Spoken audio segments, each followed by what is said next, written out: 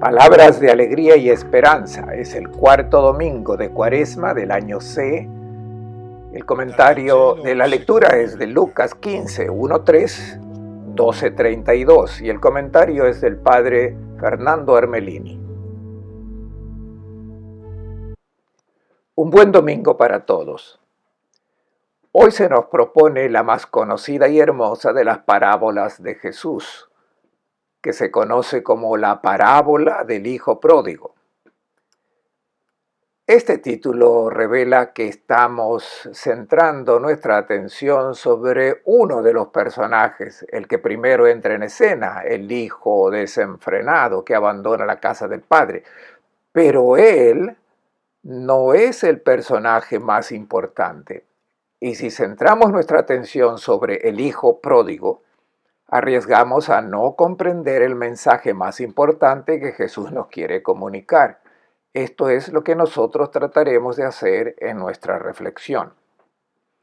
¿Cuál es el contexto de esta parábola? La hemos escuchado muchas veces en la preparación de la celebración comunitaria del sacramento de la reconciliación. Y el que introduce la parábola generalmente se dirige a los presentes en estos términos. Nosotros buscamos la alegría, pero muchas veces nos salimos del camino.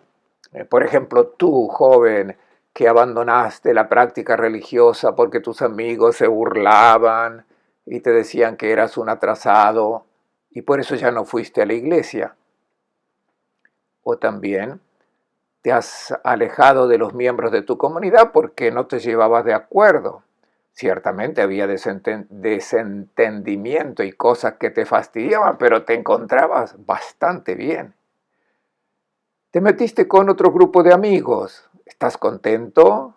¿Eres feliz? ¿El nuevo grupo de amigos es mejor que el que dejaste? O quizás te dejaste embaucar en asuntos de dinero o en compromisos afectivos. ¿Estás contento con la opción que tomaste? Y luego llega naturalmente en compromisos afectivos. ¿Estás contento con esta opción que tomaste? Y luego naturalmente la reflexión del predicador que dice: cambia de vida, conviértete, reconoce tus errores y regresa a la casa del Padre.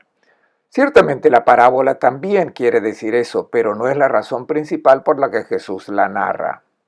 Si este fuera el objetivo principal, no entendemos por qué ha introducido la segunda parte de la parábola, la del hijo mayor, que le da al padre la misma preocupación y no es para nada simpático. Y hay un tercer personaje y ese sí es el protagonista. Es el Padre, y Jesús quiere que centremos la atención porque este es el Dios de Jesús de Nazaret, del Padre Celestial. El objetivo principal por el que Jesús ha contado esta parábola es para sacar de la mente de los escribas y fariseos esa imagen de Dios idolátrica. Es la imagen de Dios inventada por los hombres y que no se asemeja al Padre Celestial. Los escribas y fariseos ya no existen. Esta parábola es para nosotros hoy, porque el Dios en que creen tantos cristianos hoy conserva muchas características del Dios de los fariseos. El Dios legislador, el Dios juez, el que premia, que castiga, y este no es el Dios de Jesús de Nazaret. Como veremos, no se asemeja al personaje principal de la parábola, que es el Padre. Veamos ahora, en primer lugar, a quién dirige Jesús esta parábola. Es muy importante, porque veremos que no la dirige a los pecadores como nosotros estamos acostumbrados a hacer para convencerlos a que cambien de vida. Jesús quiere que cambien la cabeza, no los pecadores, sino los justos. Escuchemos. Todos los recaudadores de impuestos y los pecadores se acercaban a escuchar a Jesús. Los fariseos y los doctores murmuraban: Este recibe a pecadores y come con ellos. Él les contestó con la siguiente parábola.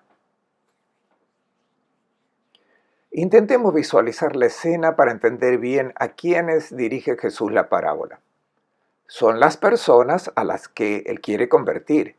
Él está dentro de una casa. A su alrededor están todos los recaudadores de impuestos y pecadores. Los recaudadores eran las personas más alejadas de Dios, los irredentos, aquellos para los que no había esperanza de salvación. Eran colaboradores de los opresores paganos. Habían traicionado a su pueblo por dinero y también habían abandonado la fe, ofreciendo el culto al Dios del emperador.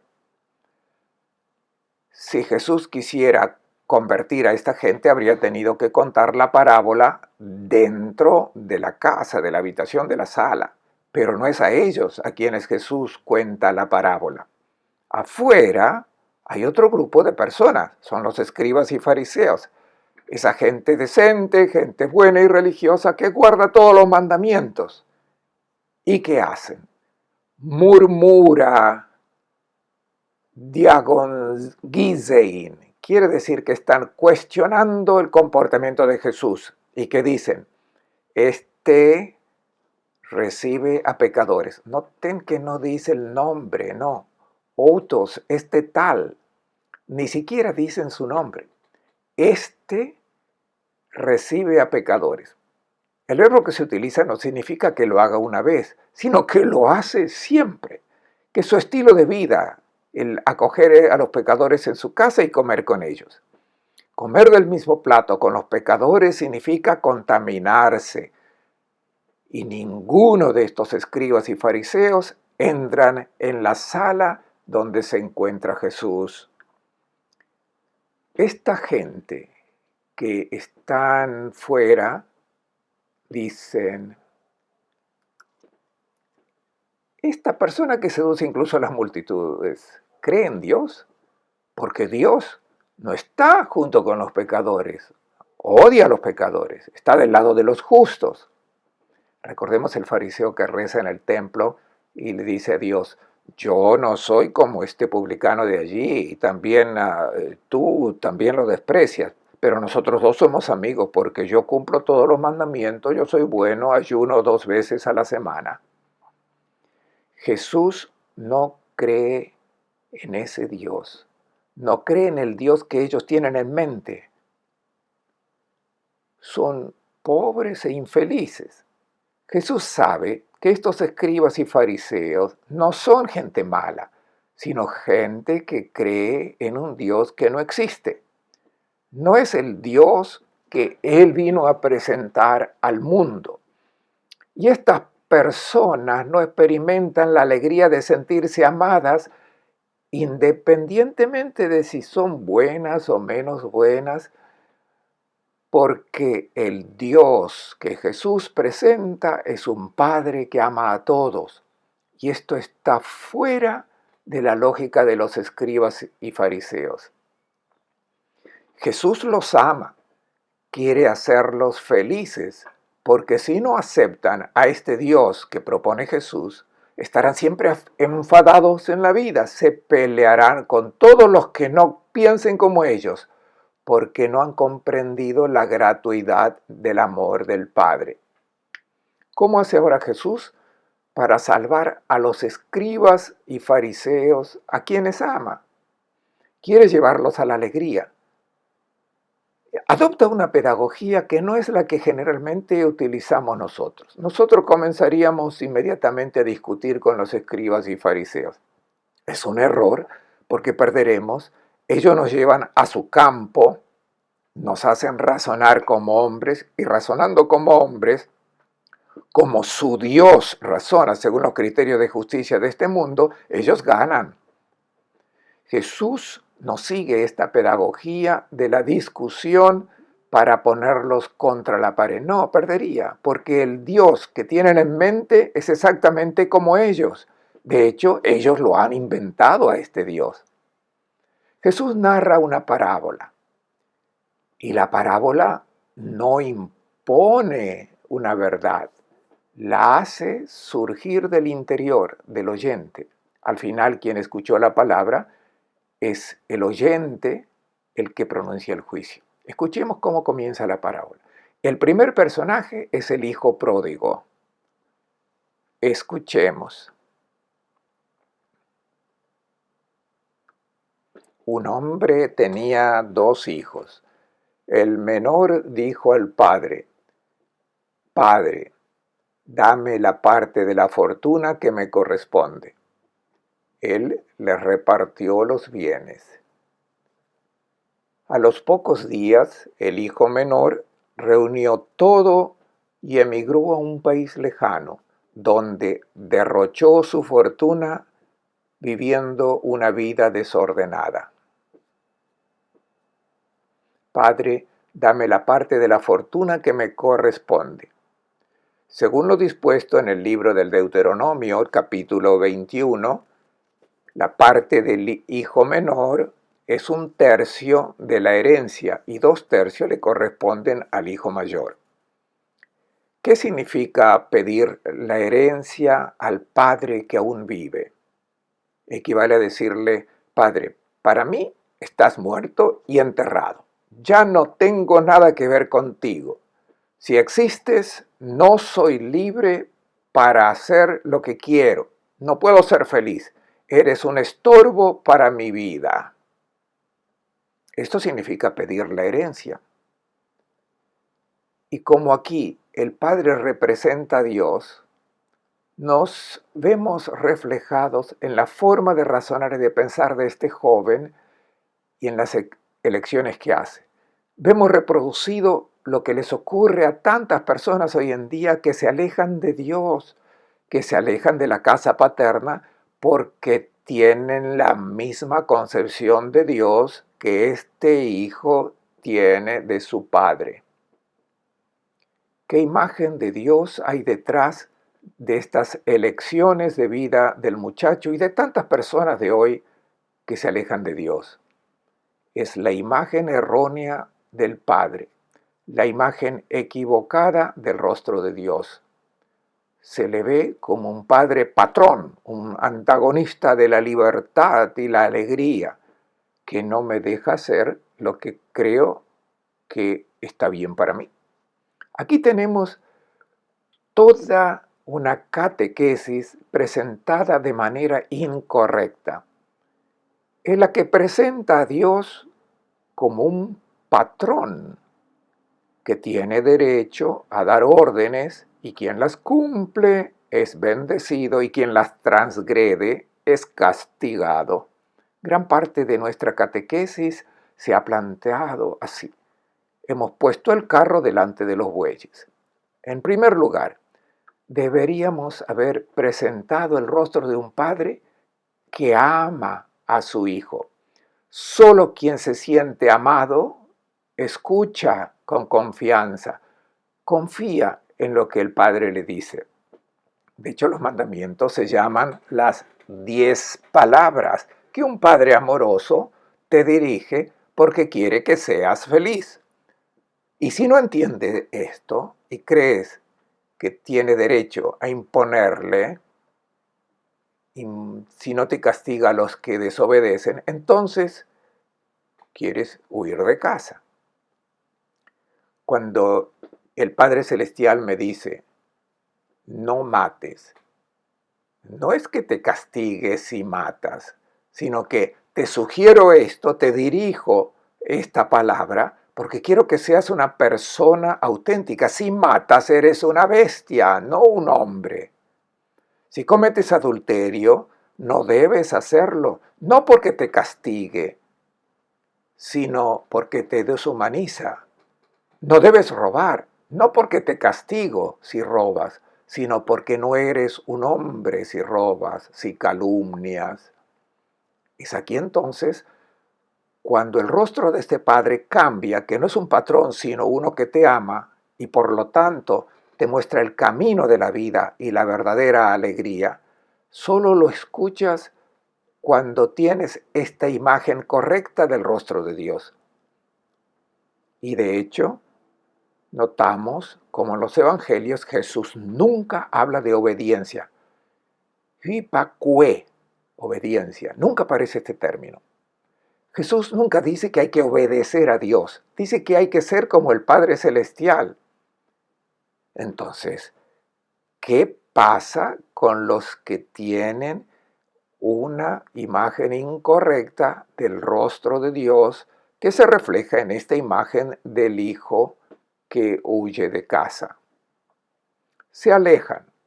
Y de hecho, después de algunos días, este muchacho se va de casa. Y claramente no debe haber sido una elección repentina, no. Siguió el consejo de sus amigos que le dijeron: mira, tu padre te está impidiendo ser feliz, vete. Eso es exactamente lo que pasa aún hoy. Las sugerencias que te dan los medios de comunicación o tus colegas te llevan a ver el rostro de Dios como ese amo del que tienes que escapar. Y de hecho se va de casa, porque los años de juventud son pocos, pasan como un suspiro y se corre el riesgo de perder las mejores oportunidades de disfrutar de la vida. Y tienes miedo de que al final te arrepientas de haber perdido oportunidades. Sin embargo, sería injusto pensar que la culpa recaiga solo sobre este muchacho. Dentro de poco conoceremos a su hermano y enseguida comprenderemos cómo es y cómo piensa. Es un hombre orgulloso de su perfecto cumplimiento de las órdenes del Padre y luego altivo por su integridad moral, intolerante con los que no comparten su compromiso, su forma de gestionar el trabajo, teniendo un ritmo de vida frenético.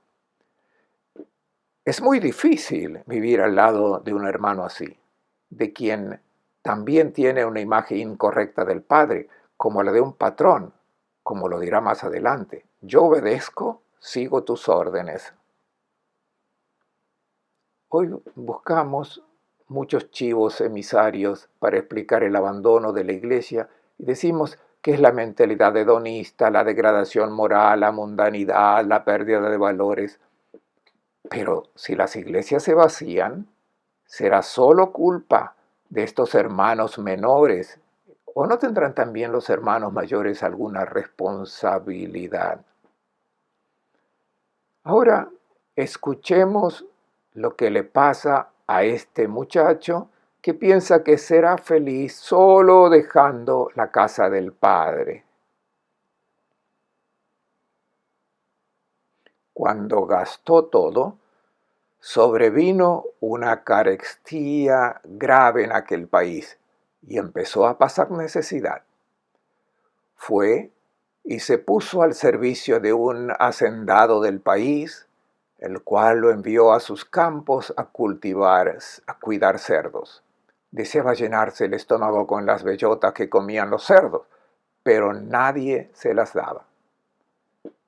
Entonces, recapacitando, pensó: ¿a cuántos jornaleros de mi padre les sobra el pan mientras yo me muero de hambre?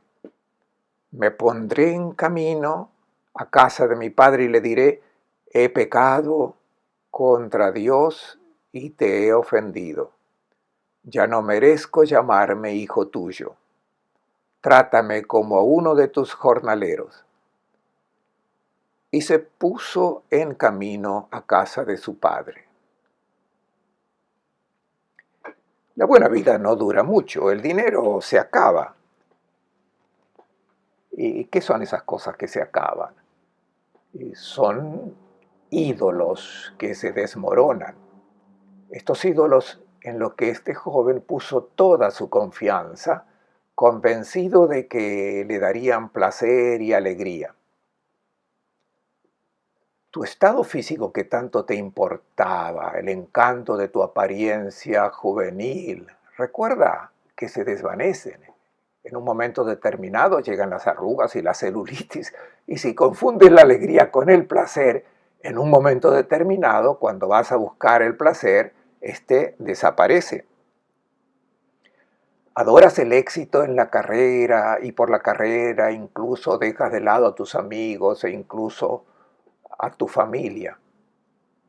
Pero en un momento dado, este ídolo, este pozo, se seca y cuando te jubilas ya nadie te llama.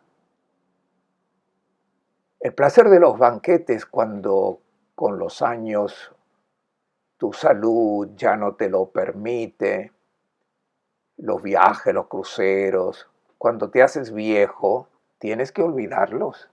Y si luego ya no hay dinero, todo se acaba mucho antes. Y los que considerabas amigos solo eran colegas de farra, ya que no te quieren en su casa, te echan. Este muchacho confió en los ídolos, abandonó la casa de su padre porque los ídolos le daban lo que buscaba.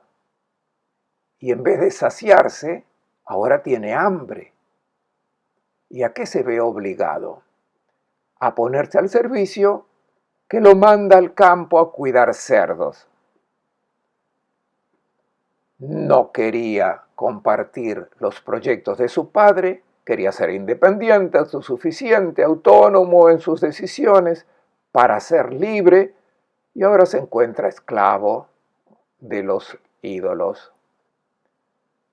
Cuando se abandona la casa del Padre, cuando te alejas de Dios, te engañas a ti mismo que te estás convirtiendo en un superhombre de ser el Dios de ti mismo. Caes en manos de nuevos amos que te obligan a trabajos e incluso al final acabas avergonzándote de ti mismo con acciones repugnantes, indignas de una persona.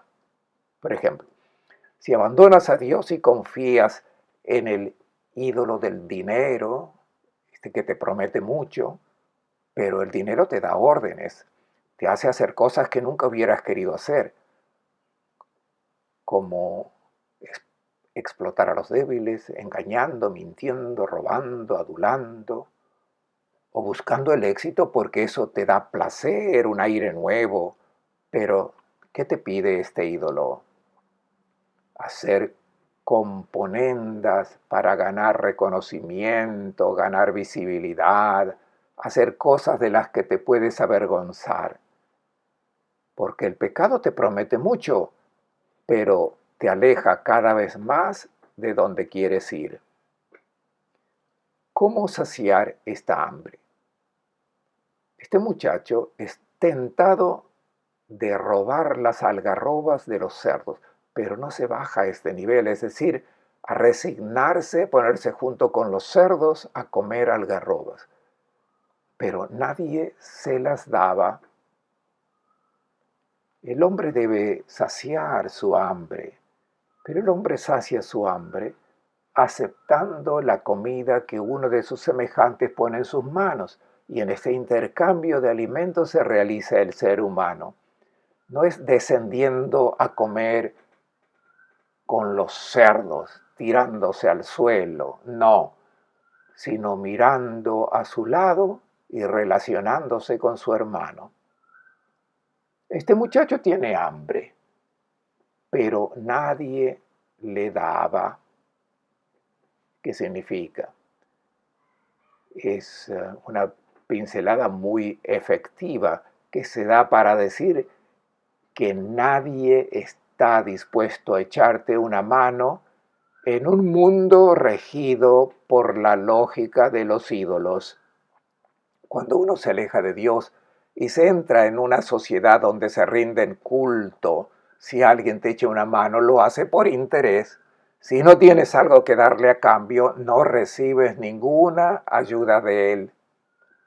Donde el ideal es enriquecerse, ascender a la cima, alcanzar el poder, la dominación, allí la regla es la de la competición. Si te derrotan, te tiran fuera, ya nadie te ayuda. Y si te ayudan es porque puedes darles algo, tal vez un empujón para su éxito.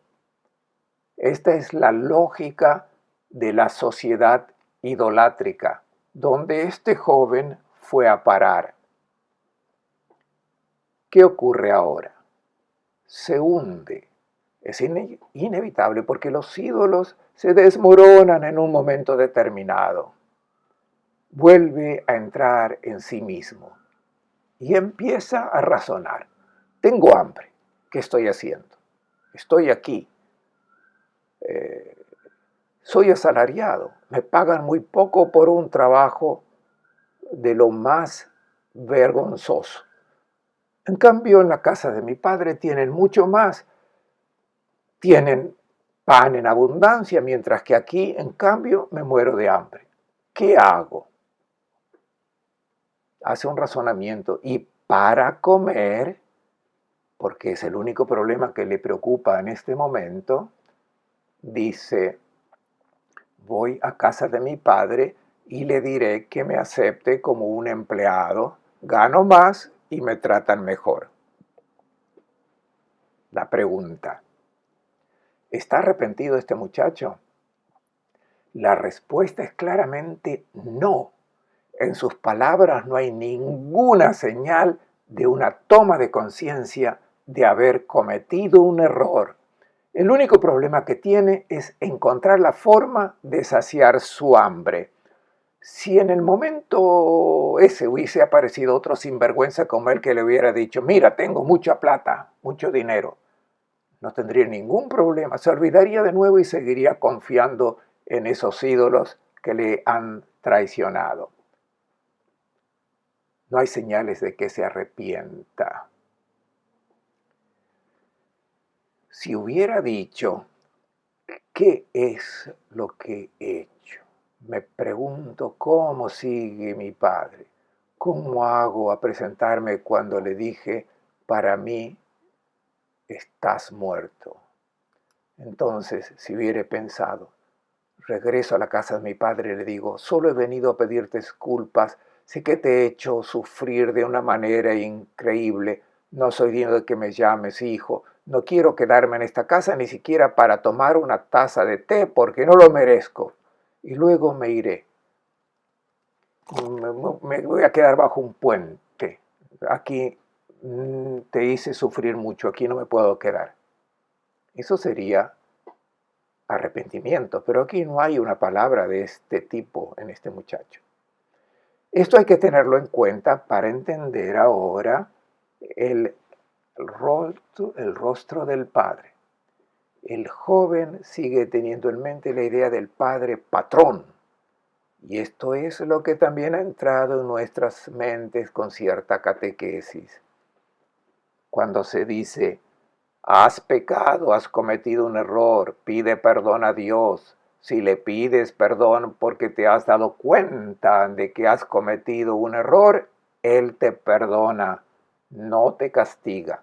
Pero si no le pides perdón, entonces sufrirás las consecuencias y el castigo. Esta catequesis es una máscara diabólica en la cara de Dios. No hemos entendido, ni siquiera nosotros, muchos cristianos, que el rostro de Dios no es ese. Ese es el rostro del Dios que tenían los escribas y los fariseos. El rostro del Dios de Jesús de Nazaret es el que siempre te perdona, que te ama incondicionalmente, aunque seas el hijo o la hija más revoltoso. Y cuando te das cuenta de este amor, entonces comprendes que te has extraviado y te abandonas en los brazos de este Padre, le das total confianza y comprendes que solo puedes ser feliz aceptando su amor. Este padre, lo veremos luego, tiene dos hijos y ninguno de esos dos hijos ha comprendido quién es. Y ahora, de hecho, este padre entra en escena. Es el protagonista, el Dios de Jesús de Nazaret. Es el centro de la parábola. Escuchemos.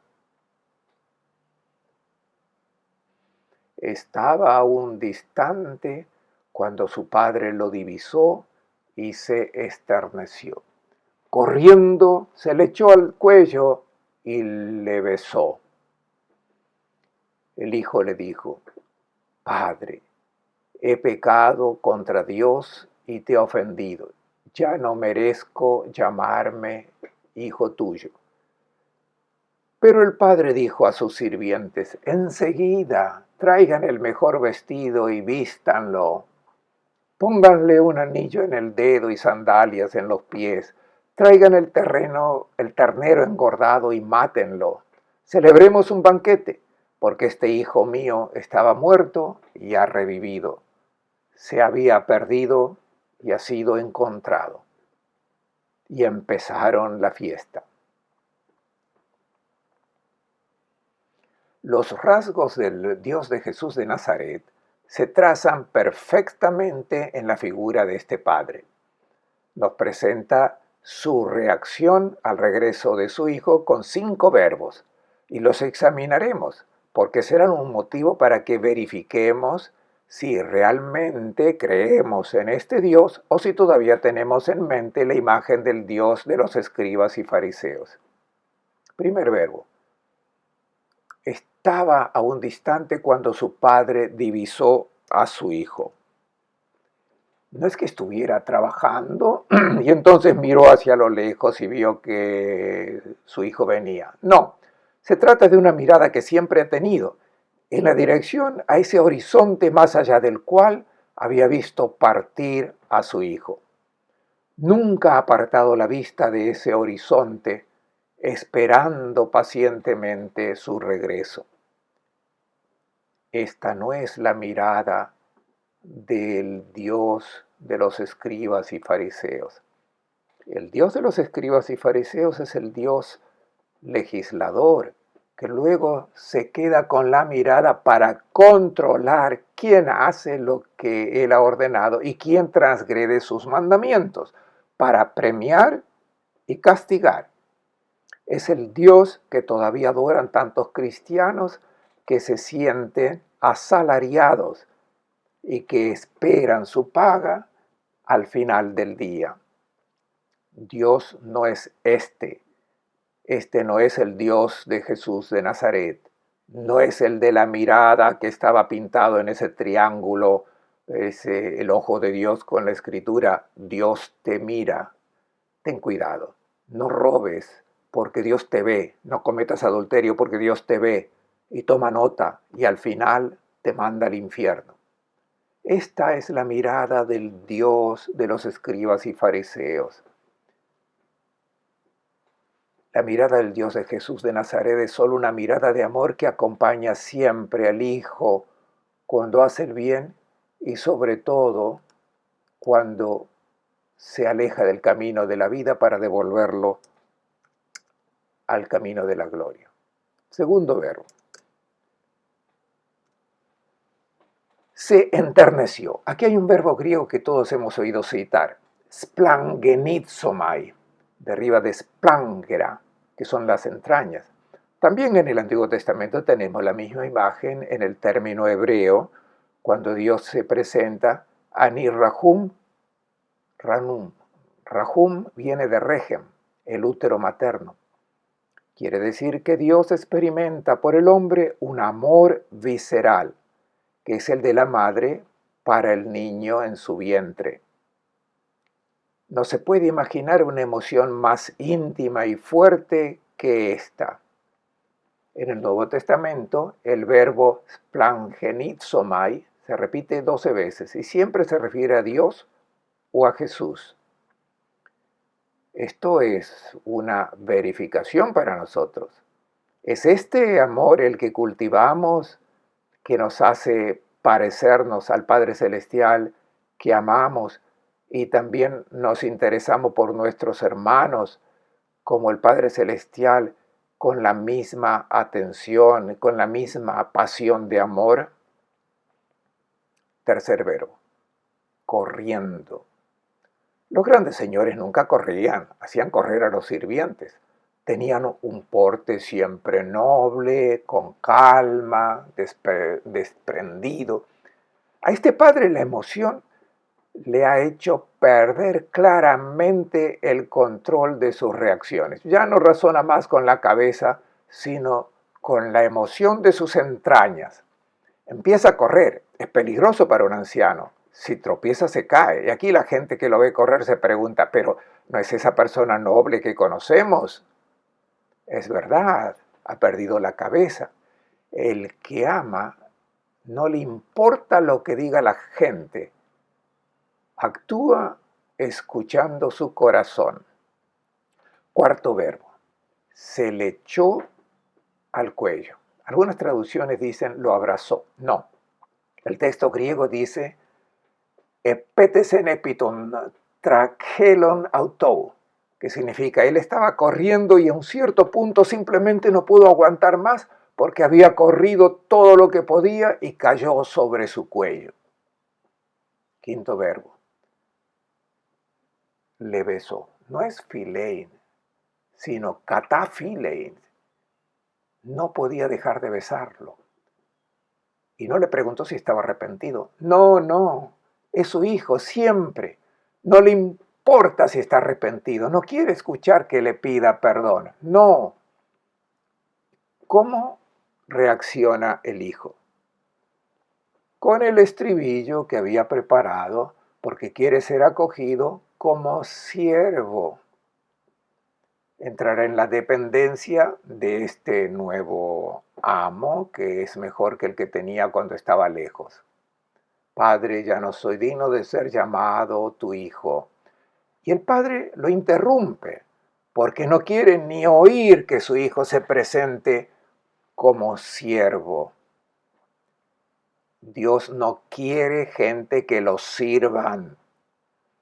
En la Biblia, cuando se habla de siervos de Dios, se entiende los que ponen su vida a disposición del proyecto de amor de Dios.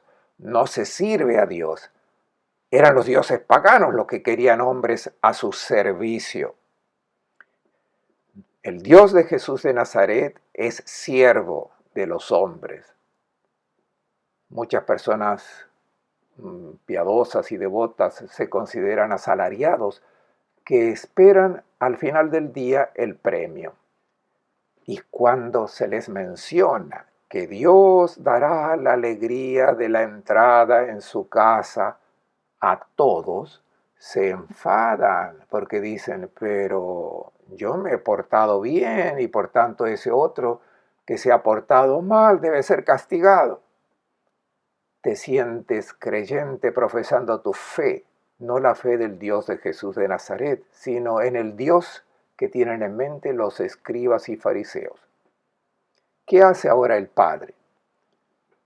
El Hijo ha llegado. No le pregunta si se ha arrepentido, si le pide perdón. Notemos que en los evangelios Jesús nunca dice que pidas perdón a Dios. Si te comportas mal, pide perdón a tu hermano. Dios perdona porque continuamente con su mirada, con su palabra y por medio de los ángeles que Él pone al lado de todos sus hijos e hijas, quiere llevar al camino de la vida a los que se han desviado y que se han hecho daño a sí mismos y a sus hermanos, a los que deben pedir perdón. ¿Qué le deben pedir a Dios? Nada. Solo deben agradecerle porque ha guiado sus vidas, ha estado allí para ellos y les ha devuelto al camino de la alegría. Y cuando Dios consigue obtener este resultado, ¿qué pasa? La fiesta, se celebra la fiesta en el cielo. ¿Qué dice el Padre? Lo primero, enseguida, traigan el mejor vestido y vístanlo. El vestido en la Biblia tiene un significado simbólico importante. No eres un empleado, eres el hijo del dueño de la casa, eso es lo que indica. En la semejanza con el Padre Celestial, es la túnica bautismal que se te da para recordarte que siempre sigue siendo su hijo, aunque te hayas alejado. En segundo lugar, pónganle un anillo en el dedo. No es el anillo de bodas, es el sello que garantiza que eres el dueño de la casa, que puedes disponer de todos los bienes de tu padre. Es la firma bancaria lo que ahora tienes. El padre le está diciendo, entregándole un anillo, todo lo que es mío es tuyo. Tercera cosa, sandalias en los pies. Dios no quiere sirvientes, quiere hijos e hijas. Los sirvientes iban descalzos y Dios no quiere ver a la gente descalza. Hace entender a este hijo que siempre siguió siendo hijo. Su conciencia le decía que estaba satisfecho siendo siervo. No, siempre ha sido su hijo o hija. ¿Cuántas veces cuando una persona se ha descarriado en la vida, tiene miedo de este Dios, tiene miedo de que se enfade, que te mire con ojos extraños? No, te seguirá queriendo porque siempre eres su hijo o hija. Y luego la fiesta. Traigan el ternero engordado y mátenlo. Celebremos un banquete porque este hijo mío estaba muerto y ha revivido, se había perdido y ha sido encontrado. Y empezaron la fiesta. Jesús dijo, cuando un hijo vuelve, hay más celebración en el cielo que para 99 justos que siempre han estado en el camino recto. Y ahora entra en escena otro personaje que no entiende de fiesta gratis. La fiesta debe ser merecida. El amor gratuito e incondicional de Dios no lo entienden ni siquiera muchos cristianos de hoy que siguen adorando esa imagen de Dios que es la de los escribas y fariseos. Escuchemos quién es este tercer personaje. El hijo mayor estaba en el campo. Cuando se acercaba a casa, oyó música y danzas y llamó a uno de los sirvientes para informarse de lo que pasaba. Le contestó, es que ha regresado tu hermano y tu padre ha matado el ternero engordado porque lo ha recobrado sano y salvo. Irritado, se negaba a entrar. Su padre salió a rogarle que entrara, pero él le respondió, mira, tantos años llevo sirviéndote sin desobedecer una orden tuya y nunca me has dado un cabrito para comérmelo con mis amigos. Pero cuando ha llegado ese hijo tuyo que ha gastado tu fortuna con prostitutas, has matado para él el ternero engordado. Le contestó, hijo, tú estás siempre conmigo y todo lo mío es tuyo. Había que hacer fiesta porque este hermano tuyo estaba muerto y ha revivido. Se había perdido y ha sido encontrado.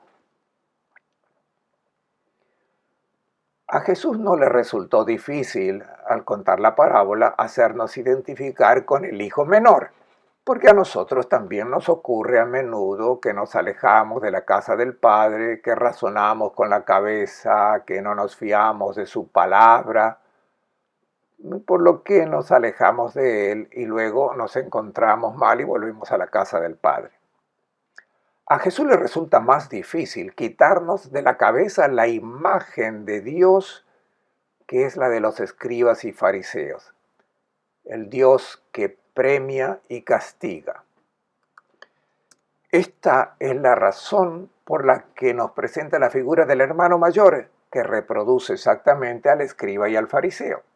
Añadamos inmediatamente que es también la figura de tantos cristianos de hoy que siguen adorando a este Dios. Veamos a este hermano mayor. Está en el campo trabajando, está siempre trabajando. Cuando llega a casa se encuentra con la sorpresa de música y bailes y llama a uno de los sirvientes y le pregunta, ¿qué está pasando aquí? Nunca escuché una fiesta aquí. Y el siervo le dice que ha regresado tu hermano y tu padre ha organizado una fiesta. Mató el ternero engordado. Y en este punto el hijo mayor se pone furioso. No acepta que haya una fiesta no merecida. No debe ser gratis. Se la merece quien trabaja y no quiere entrar en la fiesta. Entonces aparece el padre. Pongamos atención ahora a lo que dice el hijo mayor. Preguntémonos, ¿tiene razón o está equivocado? Le dice al padre, durante tantos años he sido tu siervo. Realmente no se siente hijo de su padre. Él es siervo, exactamente igual que los escribas y fariseos que son siervos, que son premiados o recompensados según su obediencia o sus transgresiones de la Torá. Y es la posición en la que todavía se encuentran muchos cristianos hoy. No se sienten hijos e hijas amados gratuitamente, se sienten siervos. Desde hace tantos años nunca transgredí ninguno de tus mandamientos. Y naturalmente si ahora sienten hablar de una fiesta gratuita, protestan. Yo que me he esforzado tanto. Eres un escriba y un fariseo, no eres cristiano. Nunca transgredí alguno de tus órdenes y tú nunca me has dado un cabrito para festejar con mis amigos. Pero ¿no te das cuenta de que no te sientes hijos? Tú eres el amo, el patrón de la casa. En cambio, te sientes como un siervo y espera que sea yo el que te lo dé. Tómalo tú al cabrito. ¿Ves que no te sientes uno de casa? Ahora ha llegado tu hijo. No dice mi hermano, no. Es tu hijo el que ha devorado tu vida con prostitutas. ¿Cómo sabe que ha estado con prostitutas? Incluso es malicioso. Para él sacrificaste el tercero ternero engordado. Nos preguntamos, ¿tiene o no tiene razón este joven? Tiene toda la razón, reacciona exactamente como nosotros con nuestros criterios de justicia, que tenemos esta imagen de Dios que nos hemos creado nosotros, que es un ídolo porque lo hemos inventado y lo hacemos razonar como nosotros. Este no es el Dios de Jesús de Nazaret. El Dios del escriba y del fariseo y de muchos cristianos es el que no organiza el banquete gratuito. Debes pagarlo, debes ir a la caja y pagar para poder entrar en la fiesta. No, el Dios de Jesús de Nazaret es el del amor gratuito. Notemos que en la parábola la palabra Padre se repite 13 veces. 7 veces es la del relator que cuenta la parábola. 5 veces se repite en la boca del hijo menor y una vez la pronuncia el siervo cuando habla y le dice, tu padre ha organizado la fiesta. Ni una sola vez en la boca del hijo mayor. Muchos cristianos que reaccionan como este hijo mayor son siervos, no se sienten hijos o hijas. Todos se han dado cuenta de que la parábola no ha terminado. El padre dice al hijo mayor, siempre estás conmigo, todo lo que es mío es tuyo, pero había que celebrarlo porque tu hermano el hermano mayor había dicho, este hijo tuyo, no, es tu hermano. Estaba muerto y ha vuelto a la vida, y por eso tienes que hacer fiesta. Ahora nos preguntamos, ¿entró en la fiesta el hijo mayor y el hijo menor? ¿Permaneció en la casa del padre o ha estado un poco dentro, un poco fuera? Es fácil responder a estas preguntas. Cuando sabemos quién es este hijo mayor, sí, entra en la fiesta porque debe hacer lo que el padre quiere, tiene que obedecer, pero no se deja convencer. Es exactamente lo que les pasa a tantos cristianos de hoy, que cuando escuchan la presentación del rostro de Dios, de Jesús de Nazaret, dicen que sí, es el que ama gratuita e incondicionalmente a todos y por lo tanto el que hace sentir a todos que somos hermanos, incluso a los que se equivocan en la vida y por lo tanto debemos ser ángeles que devuelven estos hijos e hijas a la casa del Padre. Entramos en la fiesta, pero seguimos adorando a ese Dios que es justo según nuestro criterio. Por lo tanto, somos los hijos mayores. Pero luego también somos los hijos menores. Sabemos muy bien lo que pasa con los hijos menores, que cuando vuelven a casa siguen pensando que quieren salir. Entonces son infelices y vuelven de nuevo a la casa del Padre. Pero lo hermoso es que Dios es tan bueno que ama a los hijos que son así, que se comportan como el hijo menor o como el hijo mayor y que nos sigue amando así. Les deseo a todos un buen domingo y una buena semana. No.